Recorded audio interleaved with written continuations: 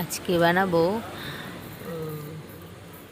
মাংসের আচার বা চিকেনের আচার। তার জন্য জিরে, ধনে আর হচ্ছে মৌরি আর মেথি হালকা করে কড়াইতে নেড়ে নেবো শুকনো খোলায়। আর এদিকে দেখুন চিকেনগুলোকে আমি ছোটো ছোটো পিস করে নিয়েছি। আর এদিকে হচ্ছে গরম মশলা, গোটা গরম মশলা আর একটু সর্ষেও নেড়ে নিচ্ছি।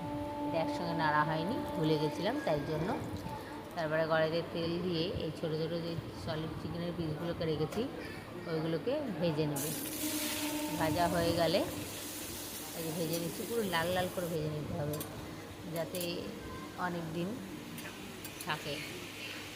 চিকেনটা কত জল বেরিয়েছে, এবার ফুল ফ্লেমে দিয়ে লাল লাল করে ভেজে নেব।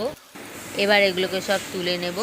তুলে নেওয়ার পর ওই তেলের মধ্যেই হচ্ছে 4-5টা লঙ্কা, পেঁয়াজ আর গোটা 7-8 হচ্ছে রসুন দিয়ে ভালো করে লাল লাল করে ভেজে নেব। এরপরে হচ্ছে গুঁড়ো মশলাগুলো, যে গুঁড়ো মশলাটা তৈরি করলাম শুকনো খোলায় তেলে, সেইটা দেব। আর একটুখানি গুঁড়ো লঙ্কা দেবো কালারের জন্য।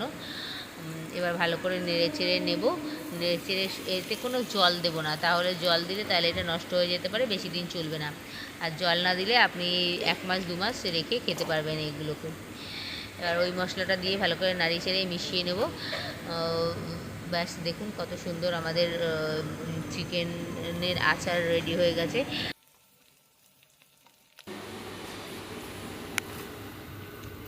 আদা গুঁড়ো, এর মধ্যে 2টো লেবু নাড়াচাড়া করে নেবো, আর একটুকু জল দেবো না, আর 2টো পুরো লেবুর রস দিয়ে দেবো।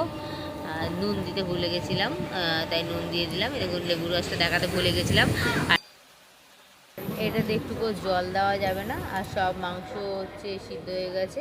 এবার এগুলোকে সব তুলে নেবো। Thank you for watching. Please like, comment, share and subscribe.